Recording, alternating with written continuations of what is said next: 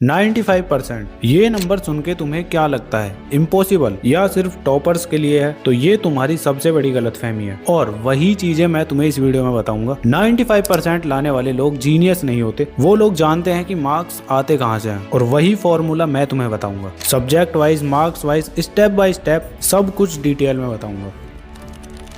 So hi everyone, this is Mukul Bhardwaj और आज की वीडियो में हम बात कर रहे होंगे how to start class 10th part 2 की। पार्ट 1 ऑलरेडी अपलोडेड है तो जाके देख लेना। बाकी इस वीडियो में मैं तुम्हें बताऊंगा 95% लाने का सीक्रेट फॉर्मूला, बिकॉज 4 इयर्स हो चुके हैं मुझे ऑनलाइन एजुकेशन के अंदर और 1000 से ज्यादा टॉपर्स जो मेरे से कनेक्टेड हैं, उन सभी का और मेरा एक्सपीरियंस तुम्हें इस वीडियो में देखने को मिलेगा। तो बस बने रहो लास्ट तक। तो सबसे पहले एक बात समझो, क्लास 10th में 95% लाने के लिए तुम्हें हर सब्जेक्ट में 95 मार्क्स नहीं चाहिए और ये बात ज्यादातर बच्चे नहीं जानते। तो कुछ सब्जेक्ट ऐसे हैं जहाँ पे तुम 100 आउट ऑफ 100 इजीली स्कोर कर सकते हो और कुछ सब्जेक्ट ऐसे हैं जहाँ 85 भी काफी है। अब अगर तुम समझ गए हो कि 95% ओवरऑल लाना बहुत इजी हो जाता है, अब एग्जैक्टली कैसे? तो इसमें सबसे पहले आता है तुम्हारा इंटरनल मार्क्स सीक्रेट। अब क्लास 10th में एक चीज है जो फ्री के मार्क्स देती है और वो है तुम्हारा इंटरनल मार्क्स। अब हर सब्जेक्ट में तुम्हारे 20 मार्क्स इंटरनली मिलते ही मिलते हैं, मींस स्कूल वाले तुम्हारे ये मार्क्स दे रहे होंगे और ज्यादातर बच्चे इनको सीरियस ही नहीं लेते और यही सबसे बड़ी गलती होती है उनकी। तो इसके लिए तुम्हें अपने स्कूल में अटेंडेंस कंप्लीट रखनी है, प्रैक्टिकल्स को सीरियस लेना है और टीचर्स से पंगे नहीं लेने हैं बस। और इस चक्कर में ऐसा भी नहीं करना है कि उनके पीछे लगे पड़े हो, बस अपने टीचर से नॉर्मली बना के रखो और ये 20 मार्क्स तुम्हारे फिर गारंटीड है। मींस तुम्हें बोर्ड्स में 75 आउट ऑफ 80 लेकर आना है, 95 आउट ऑफ 100 नहीं। अब थोड़ा सिनेरियो तुम्हारे लिए इजी हो चुका होगा। तो रूल नंबर 1 तुम्हारा होगा कि इंटरनल मार्क्स कभी भी वेस्ट मत करो। अब देखो क्लास 10th के अंदर ऐसे कौन कौन से सब्जेक्ट हैं जहां तुम बिना मेहनत के 95 प्लस लेकर आ सकते हो और कौन सा सब्जेक्ट ऐसा है जो बच्चों का ओवरऑल स्कोर खराब करता है। बट उससे पहले मार्क्स डिस्ट्रीब्यूशन समझना जरूरी है और वही तुम्हारा इस वीडियो का सेकंड रूल है, सब्जेक्ट वाइज स्ट्रेटजी। बट एक सेकंड रुको, बट एक बड़ी प्रॉब्लम है जो हर क्लास 10th के स्टूडेंट को होती है। एनसीईआरटी अलग से पढ़ो, फिर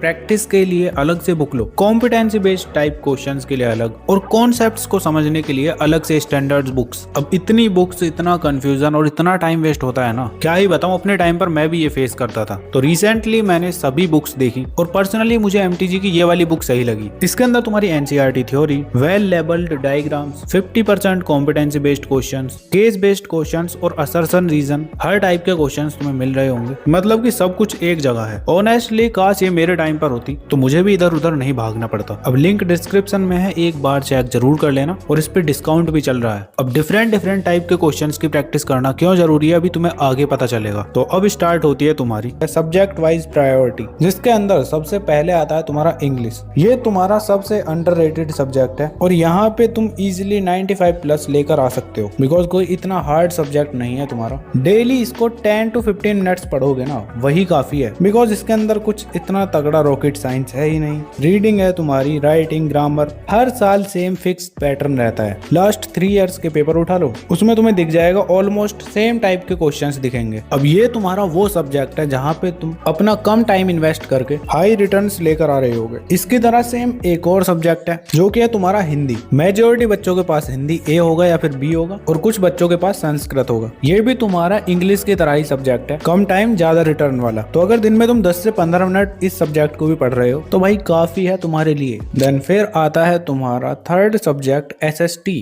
अब सोशल साइंस का बच्चा हुआ बना लेते हैं, मतलब उसको सर पर चढ़ा लेते हैं और उस चक्कर में सब कुछ रट्टा लगा के पढ़ने लगते हैं। पर अब रट्टा लगाने वाला टाइम गया बेटे। अब तुम्हारे एग्जाम में कॉम्पिटेंसी बेस्ड क्वेश्चंस आते हैं जहाँ पे एग्जामिनर तुम्हारी क्रिएटिविटी देखता है, ना कि मेमोरी। और क्रिएटिविटी में वो देखेगा तुम्हारे maps, flow chart, connecting events, किस तरह से तुम अपने आंसर को लिख रहे हो। और यही चीजें तुम्हारी एसएसटी में 95 दिला सकती हैं। रट्टा मारने से कुछ नहीं होगा। अब एसएसटी को बिगर रट्टा लगाए कैसे पढ़ना है, कैसे उसके अंदर 100 आउट ऑफ 100 स्कोर करना है, उसके लिए वीडियो चाहते हो तो कमेंट कर देना, मैं सब्जेक्ट वाइज स्ट्रेटजी ले आऊंगा तुम्हारे लिए। अब इसके बाद फोर्थ सब्जेक्ट आता है तुम्हारा साइंस, जहाँ पे तुम्हारे डायग्राम्स, डेफिनेशन, न्यूमेरिकल्स, ये तीनों तुम्हें स्ट्रॉन्ग करने पड़ेंगे। और अगर तुमने इनको अच्छे से पकड़ लिया, मतलब कॉन्सेप्ट अच्छे से सीख लिए ना, तो इसमें भी तुम्हारा 90 प्लस गारंटीड है। ऐसे ही तुम्हारा मैथ्स आता है फिर। अब ये भी तुम्हारा सबसे प्रेडिक्टेबल सब्जेक्ट है। यहाँ पे तुम्हें कुछ नहीं करना, बस सिंपली प्रैक्टिस करनी है।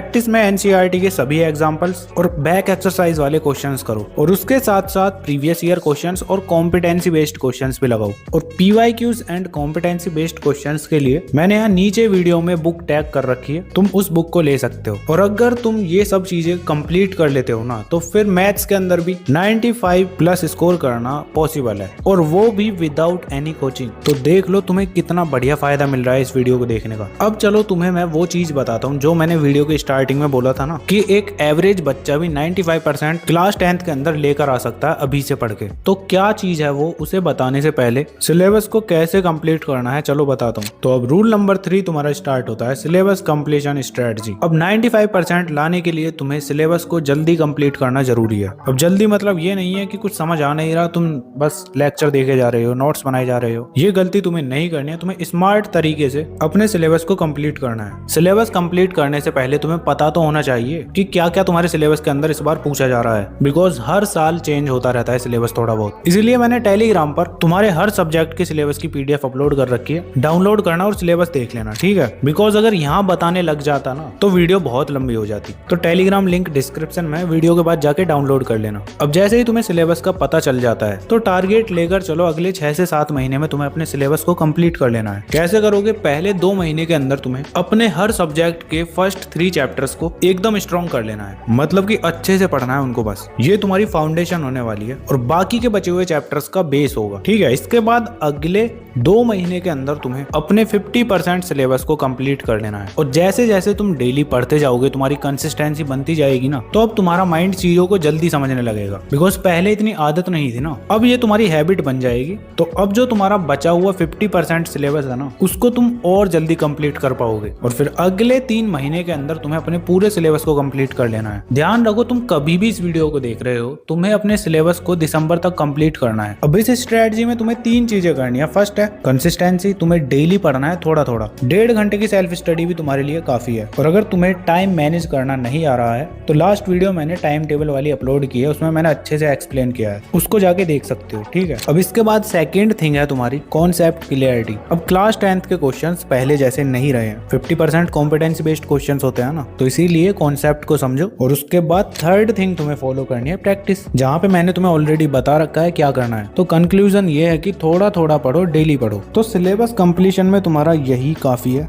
अब अगर तुम डिटेल रोड मैप चाहते हो विद चैप्टर वाइज, तो वो वीडियो भी मैं तुम्हारे लिए बना दूंगा, कमेंट कर देना बस। अब इस वीडियो का लास्ट पार्ट आता है, the one common thing toppers do. अब वो चीज जो मैं तुम्हें शुरू से बोल रहा था, जो टॉपर करता है एवरेज बच्चा कभी नहीं करता, और वो है तुम्हारा कॉम्पिटेंसी बेस्ड क्वेश्चंस को करने का तरीका। बिकॉज एवरेज बच्चा हमेशा डायरेक्ट आंसर लिख देता है, जिसकी वजह से उन्हें मार्क्स नहीं मिलते। बट कॉम्पिटेंसी बेस्ड क्वेश्चंस में डायरेक्ट आंसर नहीं पूछे जाते, उसमें तुम्हें सिचुएशन दी जाती है जिसको तुम्हें अप्लाई करना होता है। और ज्यादातर बच्चे यहीं पर फेल होते हैं क्योंकि वो रट्टा मारते हैं। अब इसका सॉल्यूशन क्या है चलो बताता हूँ। तो हर टॉपिक को पढ़ने के बाद एक काम करो, खुद से पूछो अगर ये कॉन्सेप्ट रियल लाइफ में आए तो कैसा दिखेगा। अब तुम्हारे माइंड में कोई आंसर नहीं आता तो तुम सीधे चैट जीपीटी या फिर क्लाउड जैसे एआई पर जा सकते हो, उनसे जाके पूछ लो। और जैसे ही तुम इन चीजों को करने लगोगे, ये तुम्हारी एक हैबिट बन जाएगी और फिर तुम देखोगे कि तुम कॉम्पिटेंसी बेस्ड क्वेश्चंस को इजीली सॉल्व कर पा रहे हो। और ये तुम्हारा बहुत तगड़ा तरीका है अगर स्मार्ट स्टडी की बात करें तो। अब बाकी तुम्हें प्रैक्टिस कहाँ से करनी है कॉम्पिटेंसी बेस्ड क्वेश्चंस की, ऑलरेडी मैंने बता रखा है, उस बुक को अभी मंगा लो। और वीडियो पर अभी तक बने हुए हो तो कौन सा पार्ट तुम्हें इफेक्टिव लगा ज्यादा, वो भी बता सकते हो, या फिर कोई भी प्यारा सा कमेंट कर देना जो तुम्हें सही लगे, ठीक है। और तुम्हें अपनी स्क्रीन पर ये वीडियो शो हो रही होंगी जो मैंने सजेस्ट की थी। अगर टाइम है तो देख लो, वरना बाद में देख लेना। और सिलेबस डाउनलोड करना मत भूलना। आज की वीडियो के लिए इतना ही, मिलते हैं नेक्स्ट वीडियो में। तब तक के लिए keep learning, keep studying and keep smiling.